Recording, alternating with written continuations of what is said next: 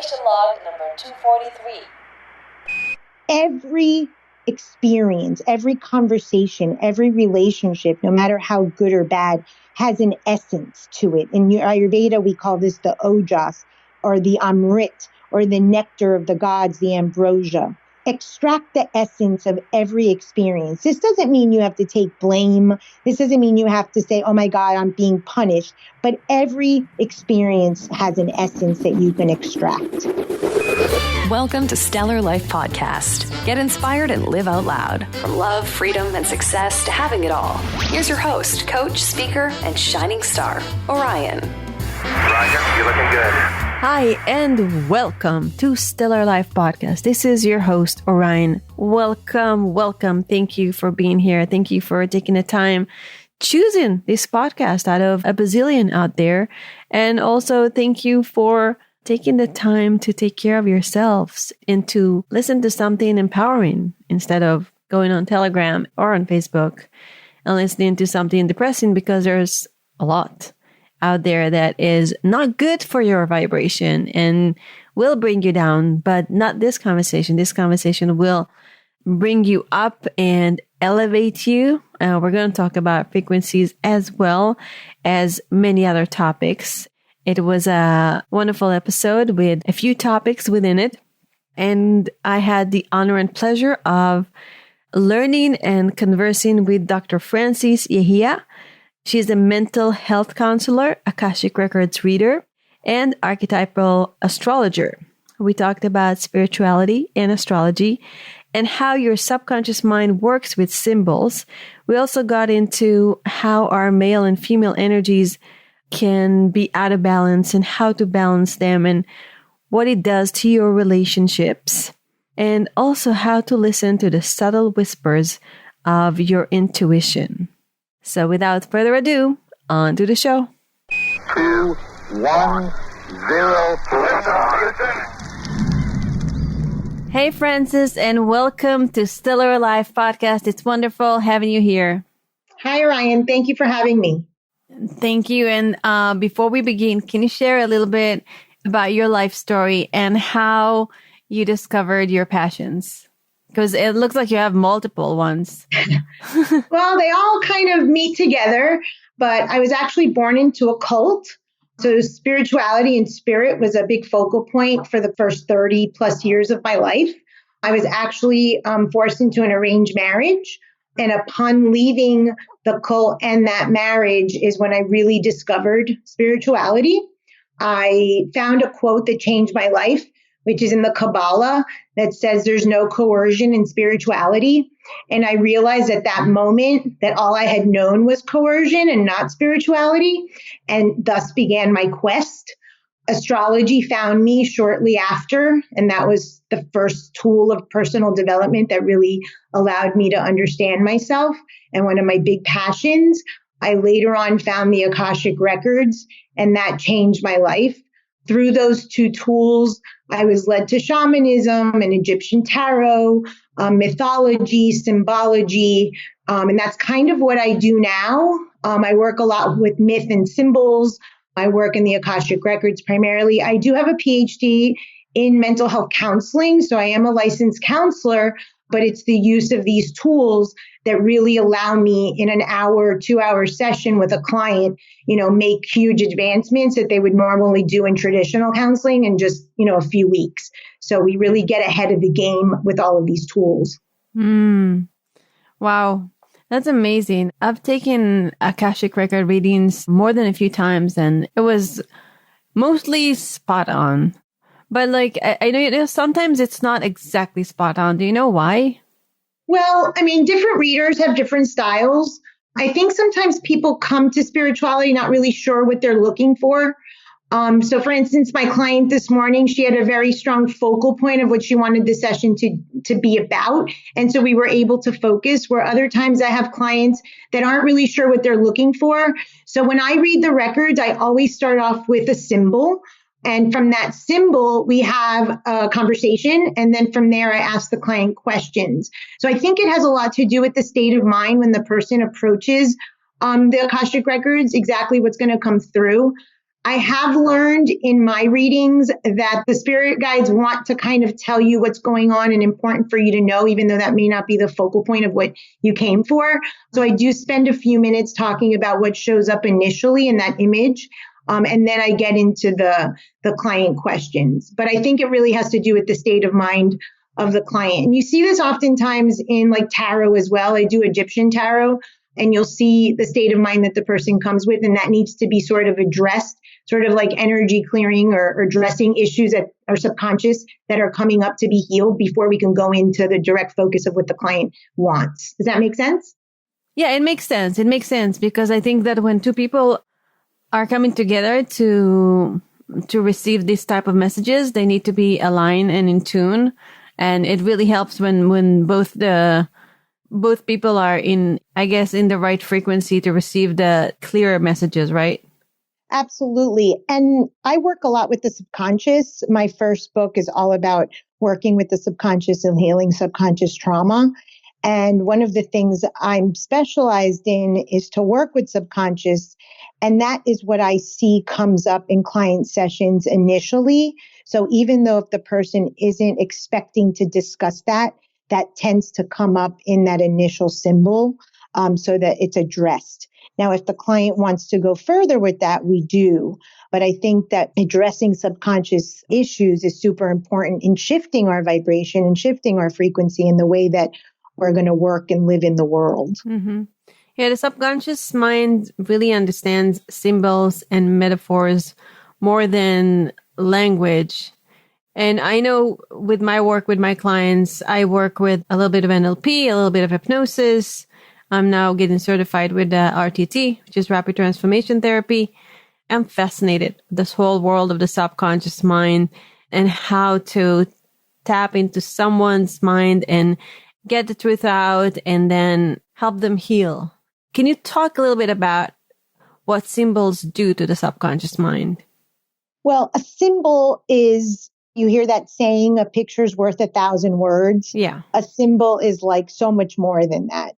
We have in the collective unconscious generations and generations. And if you believe in lifetimes and reincarnation, lifetimes and lifetimes of information attached to a symbol, both negative and positive, of course.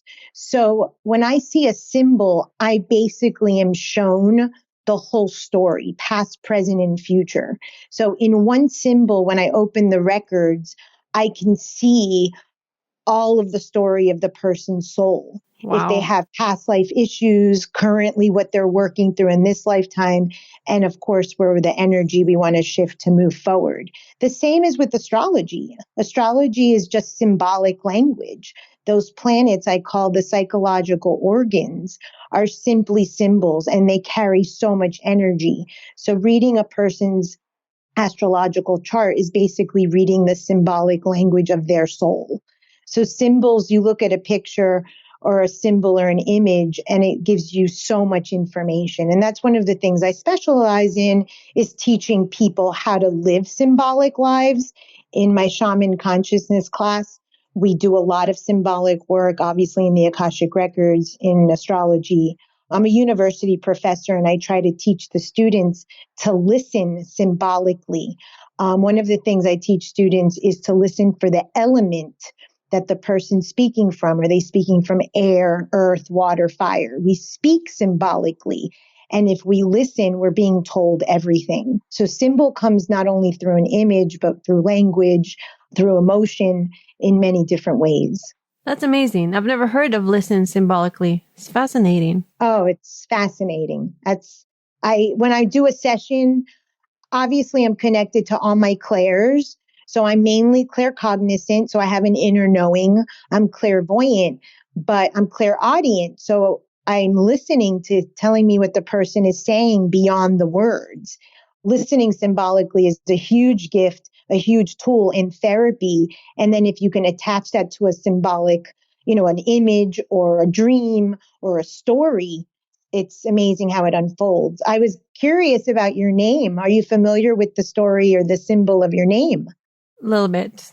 I know it's a star. It's a constellation. And it's actually from Greek mythology. So when I do astrology, the first thing I find the story or the myth that the person's living. And on my website, I say, own your story, own your life. Yes. If you understand what story you're sort of being loyal to, you'll understand why things are happening. Mm-hmm. So I found it fascinating. In Greek mythology, Orion was actually a hunter who was killed by his lover Artemis accidentally. And I found it fascinating that you found yourself in relationship studies, which is exactly that. It's like getting these two parts of the lovers back together again. So you're living out your story symbolically through your name. And that's one of many ways that I work with clients. I hope nobody's going to kill me. Just kidding. No. No. That's beautiful. Thank you for sharing that. Of course. I want to go back to, you mentioned living a symbolic life. What does that mean? I mean, I understand, somebody has to study with you and really understand how to listen symbolically. But in a nutshell, what is living a symbolic life? So let me use it speaking from shamanism and then also through analytical psychology. So when I teach shamanism, I teach people, and these are not my words, this is Carlos Castañeda's language, is an ordinary state of consciousness, which is living in reality from the mind. Most of us, that's where we live. And then there's a shamanic state of consciousness, which is kind of living in the spiritual realm or sort of the imaginary realm. And the shaman walks the worlds. We walk both the symbolic or the shamanic consciousness and the ordinary consciousness. Carl Jung called it the objective psyche, which is actually a term that he derived from a Sufi mystic translator who called it mundus imaginalis, which is this idea of living an imaginary world. So what we call spirit or the psyche or intuition, when you're constantly in that state of mind, as I am, I have sort of part of my being in the ordinary reality, but I'm always seeing things unfold as symbol. So I may see an image, I might hear, I might feel. I call this being a little to the left. So I feel like I'm always a little to the left. And that comes from a famous metaphysical image of Merlin kind of peeking out of the ordinary world into the cosmos. So I feel like I'm always a little to the left, but that is living a symbolic life. So when I listen to someone, I'm not listening just to the story. I'm seeing the image and the elements and the vision that's portrayed there. And then I get so much more of the story because, like I said, I can see past, present, and future through that symbol, through that story or that language. Wow. It reminds me of when I studied Kabbalah, they describe it as looking beyond the veil into the 99% of the reality beyond the reality. I hope I phrased it correctly. Yes, absolutely. And so another term in the spiritual language is transcendence. So if we go to the chakras, because all traditions are saying the same thing, basically, just with different language. So if you look at the symbol for Om, there is the element of Maya, which is illusion, which would be this world, and then the transcendence, which is beyond this world. In the chakra system, you get to the sixth chakra, which is sort of this vision or this third eye, but the seventh chakra would be sort of transcendence where you transcend the form. So we can't get caught up in form or what something should look like or the idea of a dogma. We have to transcend that. And that's one of the things I help students understand and clients is that they're attached to a story. They're attached to an idea of something because it's learned. The subconscious is just all programmed, that we can then unprogram it and transcend that story, that symbol, that myth that they're living. Yeah. And we tell ourselves a bunch of stories about what things are, about who we are, even about our potential, what we can achieve, what we can't achieve. What can one do to improve their story? Well, first you have to know the story you're living. Actually, a project that I'm working on now is to explain what I call the psychological organs, which are the planets or the archetypes, as is often referred to. So for instance, if you know that you have a scarcity mentality, This is something you learned from childhood. So if you have scarcity, the subconscious is really fascinating.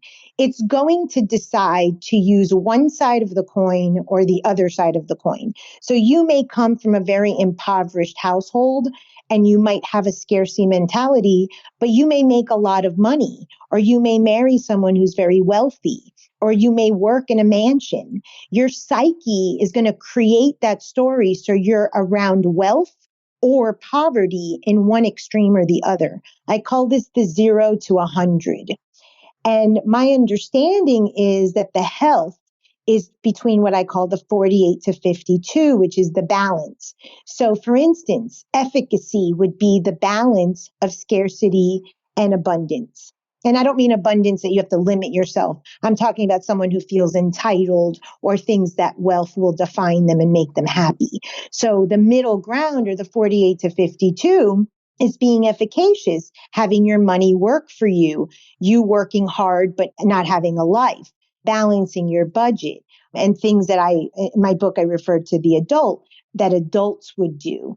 And so it's really easy on the astrology chart to figure this out, because if you have what are called hard aspects, which are oppositions and squares, just find the midpoint. And the midpoint is the answer to that person's problem, whatever it is, whether it's body image, whether it's scarcity, whether it's, living too much in poor, unhealthy relationships. Scarcity is everywhere in our life, right? Or abundance is everywhere in our life. So we're trying to be equanimous and find that middle ground.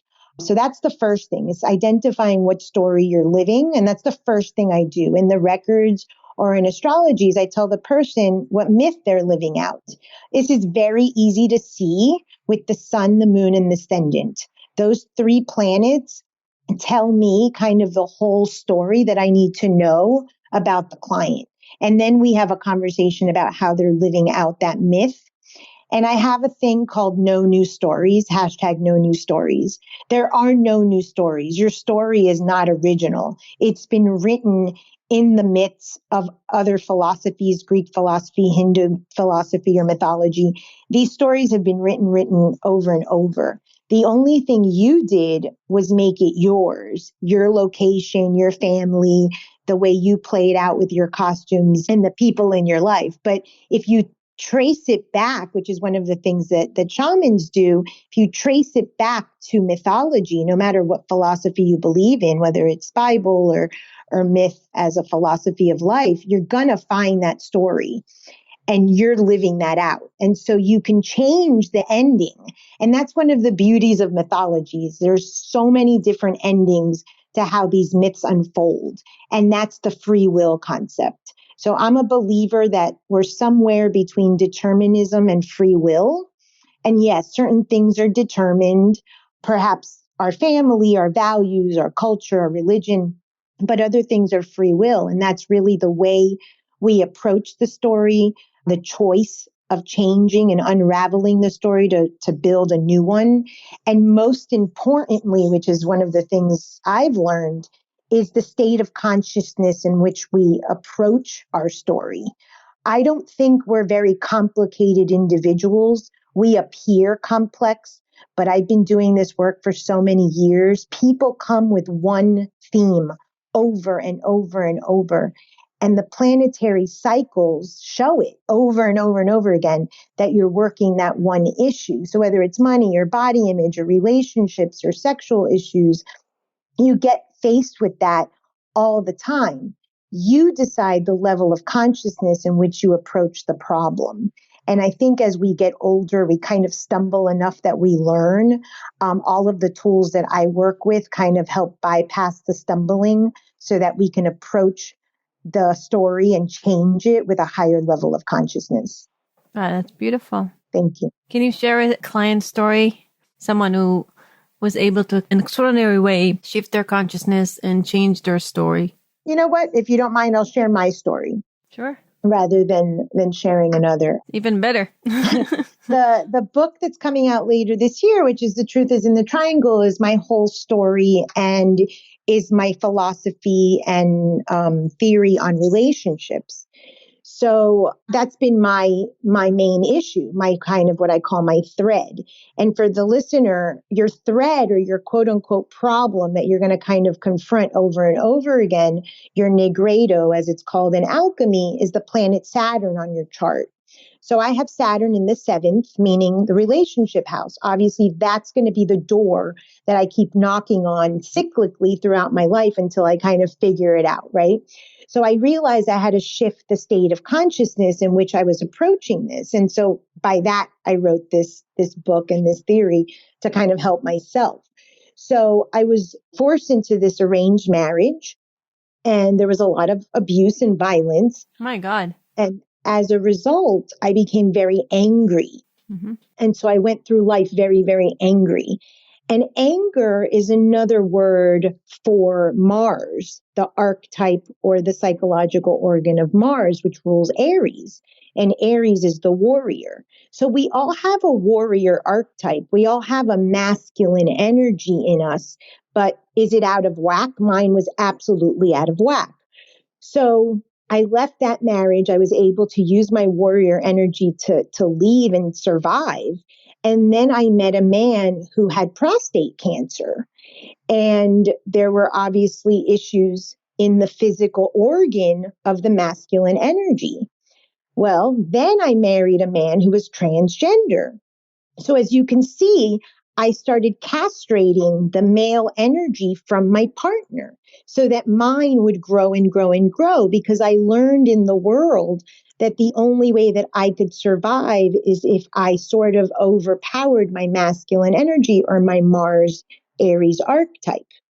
So how did that show up in a low level of consciousness? Conflict, anger, aggression. I used to be the dean of a nursing school, and there was an unspoken rule that when I wore my red high heels, I was in a bad mood. That's the way I channeled my Mars archetype, my Aries, my aggression, my masculinity. So my masculinity started to overpower my femininity. And now I'm luckily in a very healthy, loving relationship that I've applied my model to.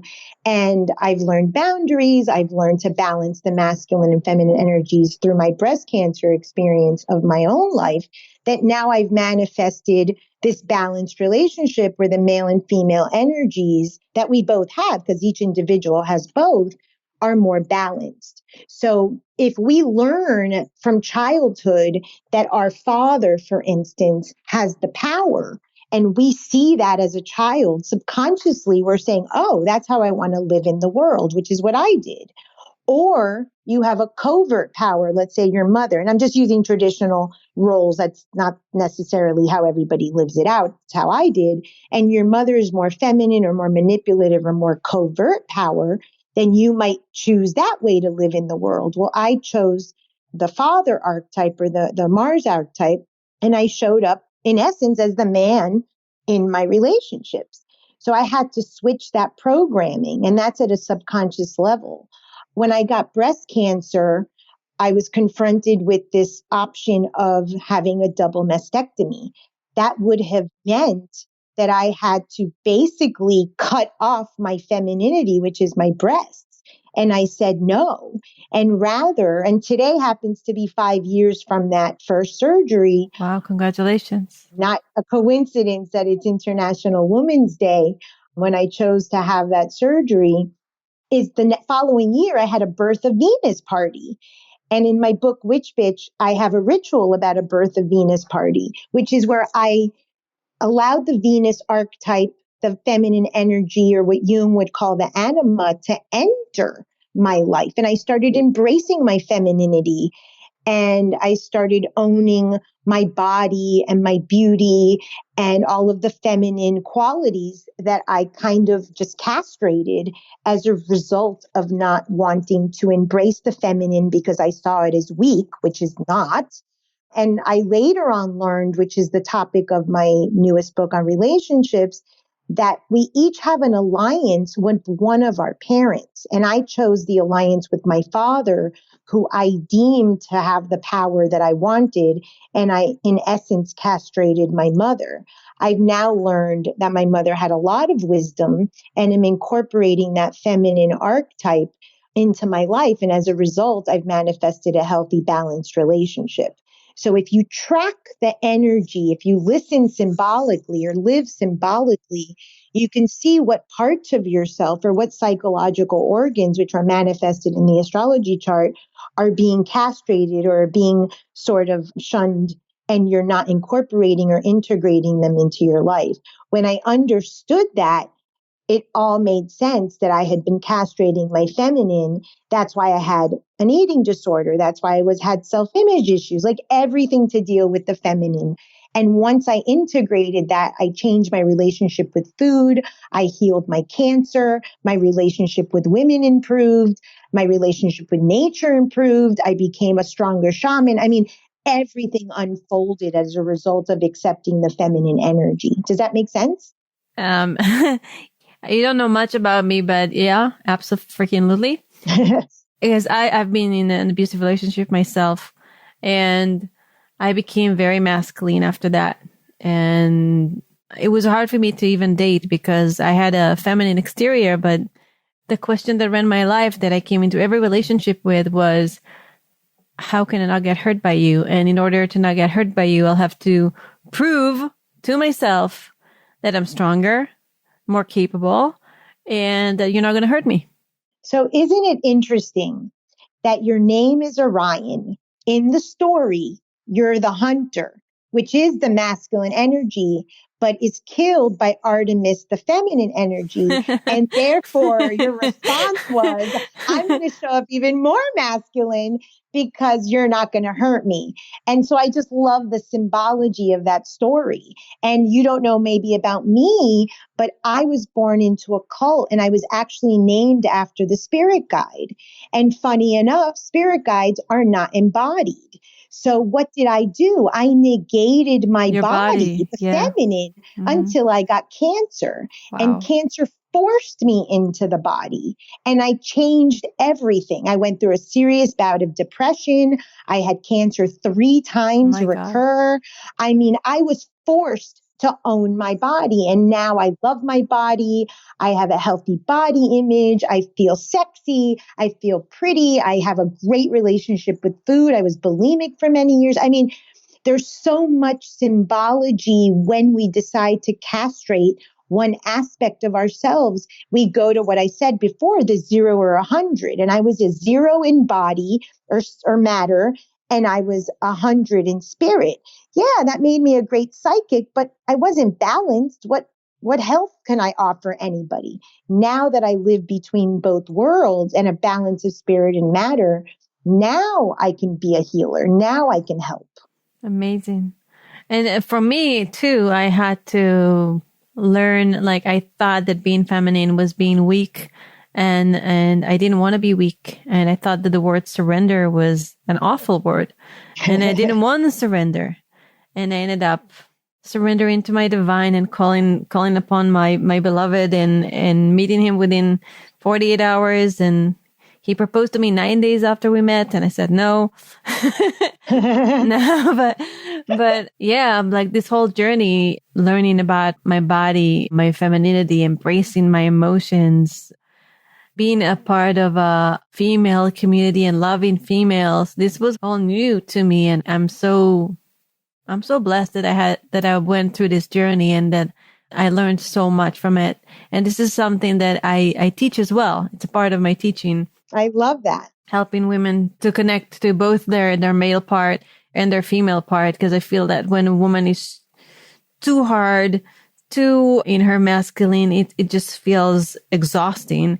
And when a woman is too in her feminine and too passive, that's not good either. So I feel like according to where we are in life, we want to maybe draw on that energy or that energy in a way that creates harmony. Absolutely. So I was teaching interpersonal conflict this past month. I teach at the university. And those videos are all on my YouTube channel.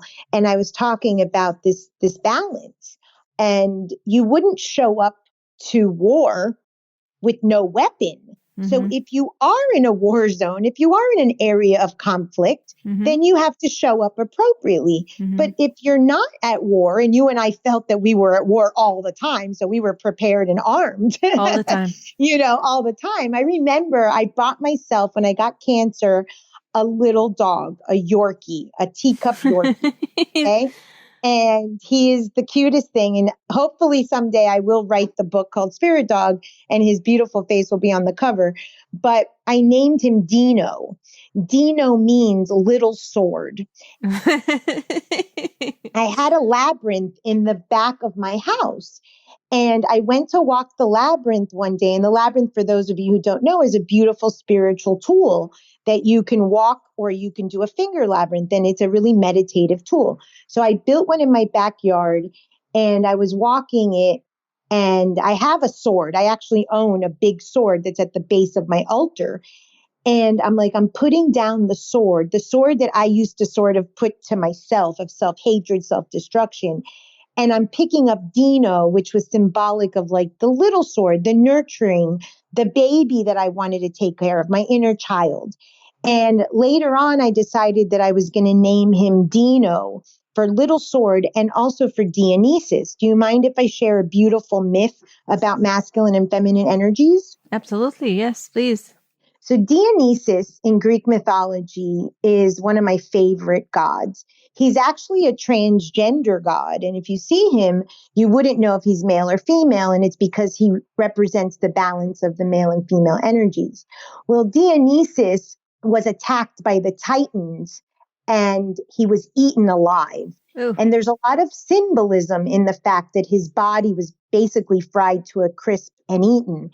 And for anyone who studied spiritual literature, Vedanta, there's an idea that we are not our body. We are not this body, right? The body returns to the earth upon death. But I think that we've kind of taken that, especially now in the spiritual obsessive world that we live in, to a whole new meaning, as if the body doesn't matter. And that's what happened to me. I'm disembodied. I'm named after a spirit guide. I don't need my body, but we do. But Dionysus was burnt to a crisp, and he was eaten alive by the Titans, but his heart was thrown out. And Athena, the goddess of war, but wisdom, not like Ares, that's the goddess of war. So there's a shift in consciousness there. Athena picks up the heart and shoves it into Zeus's thigh, his father. And there's a lot of symbolism in the thigh and the heart.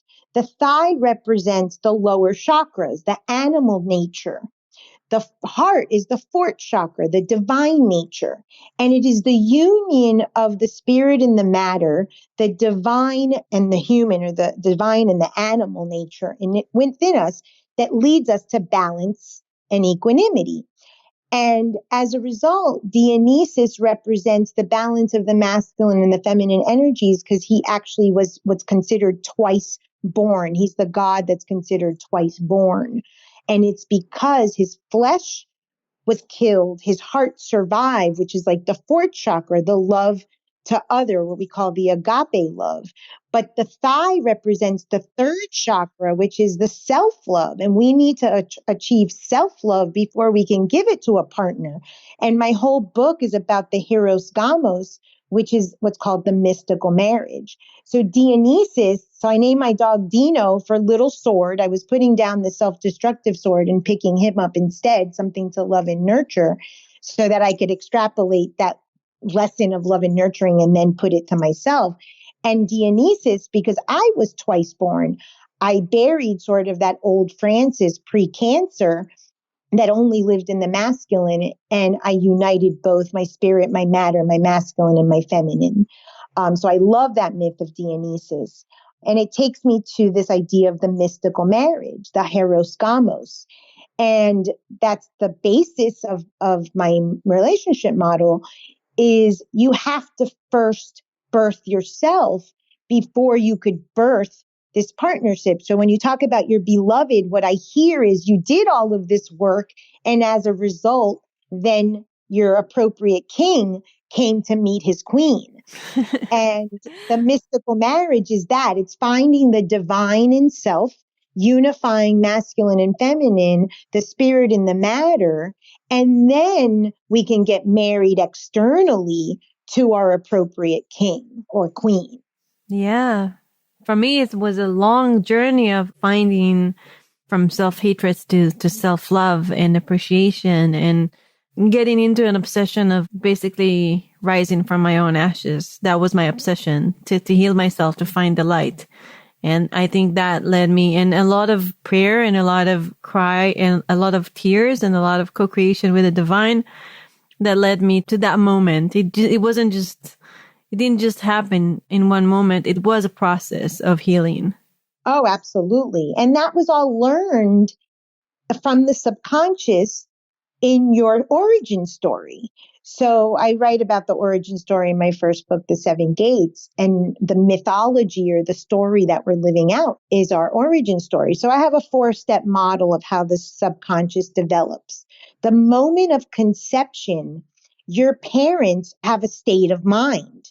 That level of consciousness at which they conceive you becomes the mind that you now use to navigate your life. Can I ask you a question about that? Of course. What about babies that are born through IVF? Like, what is that moment of conception? Because it's a moment of conception that is happening in a lab, right? It doesn't matter. And I do specify this, whether you're adopted, whether your parent dies at birth, whether you are born in IVF, it does not matter. Every single one of us has an egg and a sperm. And the energy of that egg and sperm is consciousness. So the consciousness of that union is what creates your mind. And that's the mind you fight with until, like you and I decided, what I leave the Costco card and then I move into Nordstrom's because I love Nordstrom. So you and I decided no more Costco membership. I don't know your last name if your maiden name is Talmay, but Yahia is mine. I left the Yahia membership behind and I moved into my own sort of mind, which was my decision making. That's the consciousness that I chose after I understood and like you, a very long journey of 40 something years. So the second part of the subconscious, which is the moon in the chart, and it's how we learn to give love, it's how we want to be loved, but this is how we give it to our partner. And it's not always what they want, is our moon sign. And what we learned was that the way that our mother loved us or what she was living externally is the way that we define love. So if your mother was in an abusive relationship and her husband kicked her belly, you might have a moon in Aries that understands that love should be violent and aggressive. And so this is how we live in the world, seeking relationships. And it's really interesting because Vasant Lad, who's like the father of Ayurveda, says that we spend our whole life trying to get back to the womb. And I agree, but I think it's the wrong sort of objective. What we're really trying to do is get back to the universal womb, the cosmic consciousness. But we as humans are limited. And so symbolically, we try to get back to our mother's womb, which is flawed. Because again, it's just subconscious programming. The third part of our subconscious programming is our birth story. And this is super important because this is how you shift into the next stage of your life. So my birth story, my mother had no time for anesthesia. I came out fast and furious. And that's how I have moved into every stage of my life, hence my masculine archetype. And I was in therapy and I saw a poster. It said, there's more to life than increasing its speed. And I said, wow, talk about my birth story and I needing to rewrite it. So now I have to be more patient, which hence is a word for Venus and the feminine. So in order for me to move into the next stages of life, and my belief is into eternal life or the next stage, whether it's another life or leaving this earthly body and moving into the next lifetime, I have to be patient and I have to slow down. And then the fourth is the 0 to 7, that's when we're there. So that's where we create our story, our wound, our limitations. our costumes, the people that play out the myth that, like I said earlier, comes from Greek mythology or any other mythology. And that's why if I can tie your 0 to 7 to a myth in mythology, I can figure it out symbolically how you're living this. And the chart just reinforces that. So it's all programming from the moment of conception. So you learned somewhere that the masculine, or what I call the overt power, was much more valuable. And you use the same word as I did, as weak for the feminine, which I don't think my mother is weak. Funny enough, I think she's a brilliant, amazing woman. But I saw the covert power that she had and the overt power of my father. And I chose the currency of the overt power, which was my father. So I became more masculine. And that's what I call the wrong alliance in the new relationship book. Wow. Can you remind me the name of it again? Yes, this new book is called The Truth is in the Triangle and should be out this summer. And I have a bunch of videos on my YouTube channel in relationship to the theory for any of your listeners that are interested in doing the model. So one of the things that I do is I kind of give the rules, but I've discovered, so I don't know if you know, my podcast is The Mistress of the Subconscious. Mm-hmm. So the mistress of the subconscious, the mistress is, so I work a lot with triangles because triangles represent what's called the law of 3 in metaphysics that then leads to the law of octaves, which is what my whole first book is based on. And that's how we shift vibration. We don't shift vibration through our will.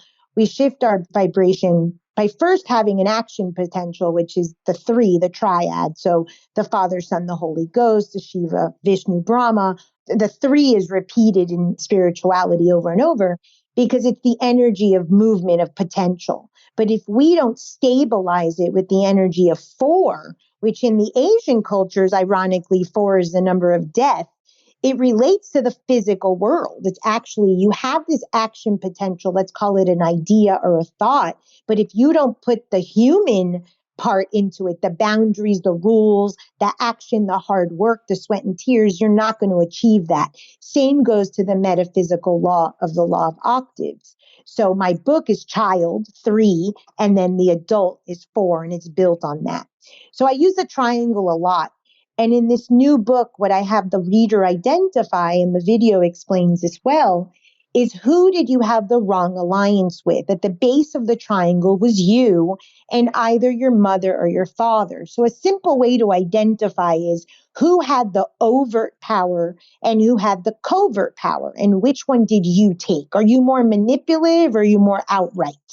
So I'm not judging manipulative. We're all manipulative. We all have a psychological organ of manipulation. So no one's better than anyone else. We all have a liver, a pancreas, eyes and ears. We all have a Pluto, a Neptune, a Uranus, a moon. So this idea that one person's manipulative or power hungry and another isn't is not true. We all have the same organs. So once you identify your alliance, and that's at the base of the triangle, the other parent is the mistress. And that mistress is the answer to what you need to become whole, to have this heros gamos, or this mystical marriage with yourself. And you and I both, I can't say if your mother or your father was the feminine, but in my case, it was my mother had the covert power. Mm-hmm. So I put her as the mistress of my triangle. And when I realized that she was the Venus that I needed to incorporate it, I shifted everything to balance that triangle. Mm. So that's the way that we can use the parental subconscious, the subconscious mind of the parents, to then move into creating the mind that we want to live with now as adults, which is what I hear you and I both doing. Wow, that's amazing. Yeah. It sounds so original too. Very interesting.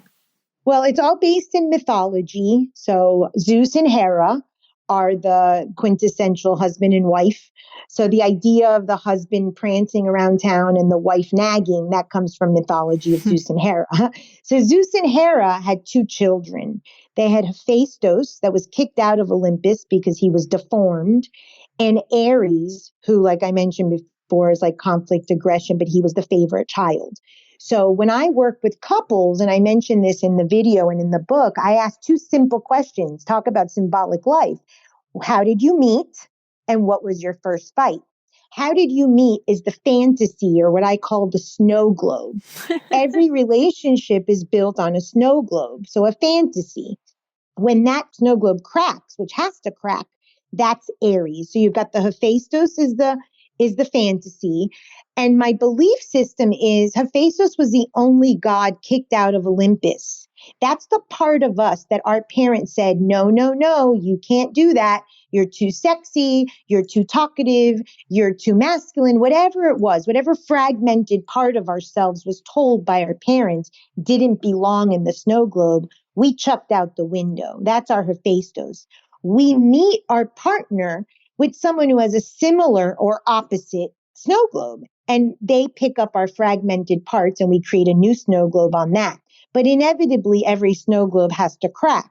So the first fight, which is Aries, the other child, tells me the conflict. And that tells me symbolically everything that couple needs to work on. And then I have a theory called renegotiation. Every 7 years, every 5 to 7 years, and it's very common to hear the 7-year itch. It actually comes from astrology and the planet Saturn.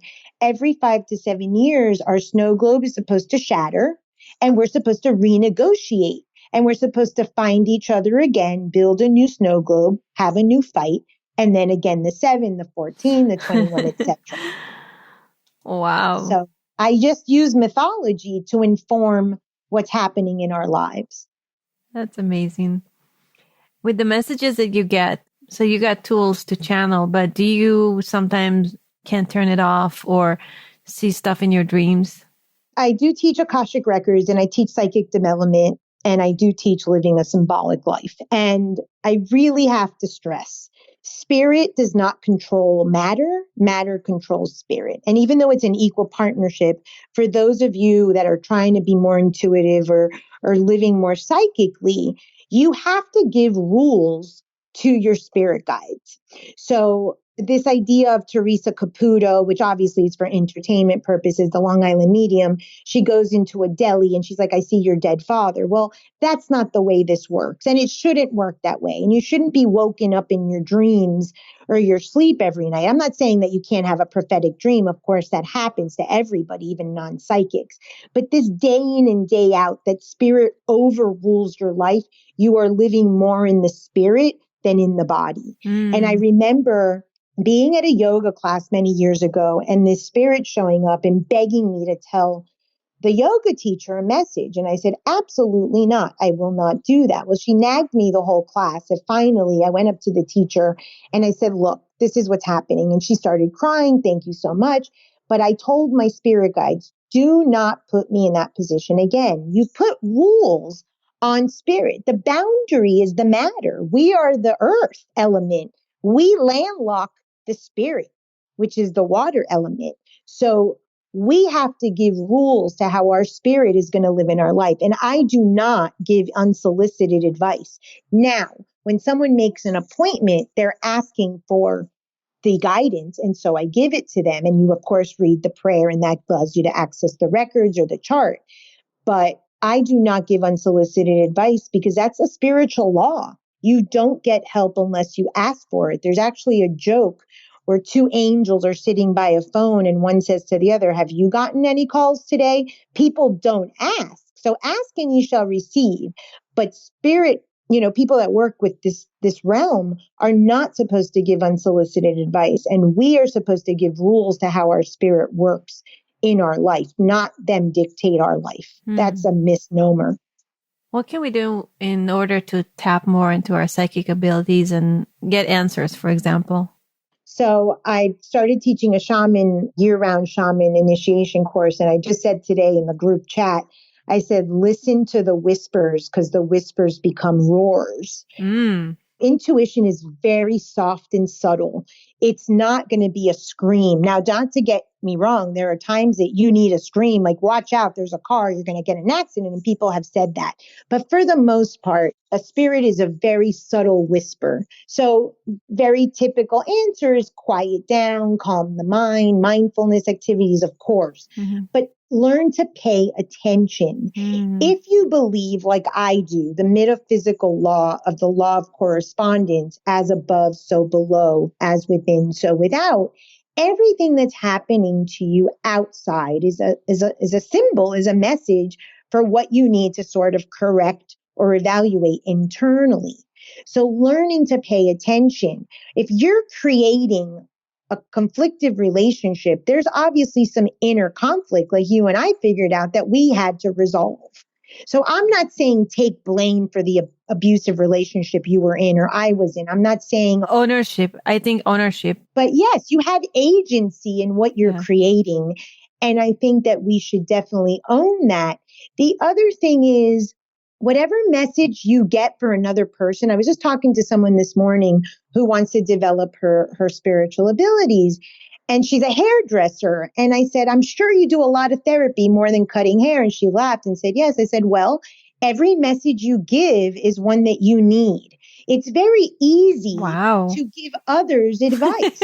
So if you're giving an advice, it's because you need it. That's the way your spirit guides are talking. I have something in my book that if you just stop every day for 2 seconds, what you hear or what someone else is saying or what you're saying is advice, is message, is guidance. So it's very easy once you learn the language of the universe to listen and to listen intently. That is, again, referring to the symbolic life. So I'll tell you one of my tricks. Every single session, and I'm busy, that I then take my notes and say, what of this was for me? Every reading I give is about me and something I need to correct in my life. I would be very egotistical and narcissistic to think that I'm giving someone advice that I don't need myself. That's so powerful. Wow. That's big. I like that a lot. I want to be respectful of your time. You're very fascinating. Before we say goodbye for now, what are your 3 top tips to living a stellar life, and where can people find you? Okay, so I just had a 4-year bout with breast cancer. And just to use mythologic language, I visited the underworld. You had mentioned, rising from the ashes. That's also a mythological term. That's the 8th house of Scorpio, where we kind of die and we're reborn. And I learned something down there. Don't take it personal. I grew up, as many people, with a personal mythology or this personal relationship to God, as if we were being punished for something that we thought or did. The cosmos are huge. You are a part of the cosmos. You are a microcosm of the cosmos. And these planetary forces are working on you. But this is not a punishment. This is not a personal attack on you because you did something or said something. So when I learned, don't take it personal, that changed my life. Another bit of advice to live a stellar life is extract the essence. Every experience, every conversation, every relationship, no matter how good or bad, has an essence to it. In Ayurveda, we call this the ojas, or the amrit, or the nectar of the gods, the ambrosia. Extract the essence of every experience. This doesn't mean you have to take blame. This doesn't mean you have to say, oh my God, I'm being punished. But every experience has an essence that you can extract. And know your story. You have to know your story so you can rewrite it. So learn your story, study mythology, get an astrology reading, find a way to understand what myth you're living so that you can rewrite that story. And you can find me at www.dryahia.com, and that's YAHIA. And my Instagram is Dr. Yahia. My Facebook is Frances Yahia. And my Twitter is Dr. Frances Yahia. And you can find me on Amazon. My 2 books are The 7 Gates and Witch Bitch. And Truth is in the Triangle will be coming out later this year. On my website, if anyone loves videos, I have tons of videos, lectures from the university on metaphysics, psychology, philosophy, astrology, on my YouTube channel, Mistress of the Subconscious. And Mistress of the Subconscious is also my podcast. Dr. Frances Yahia, thank you so much for an incredible conversation. I really appreciate you. Thank you so much. Thank you so much, Orion. Have a beautiful day and happy International Women's Day as we celebrate our Venus. Yes, thank you so much. And thank you so much, listeners. Remember, don't take it personal. Extract the essence of every experience and know your story so you can rewrite it. And have a stellar life. This is Orion. Till next time. Thank you for joining me on my mission to light people up and change lives around the world. I hope today's conversation inspires you to step up, go after the life of your dreams, and be who you want to be. If you enjoyed this episode, make sure to go to stellarlifepodcast.com for show notes, transcripts, and other cool stuff. And please subscribe, review, and help spread the word by sharing us on Facebook and Twitter.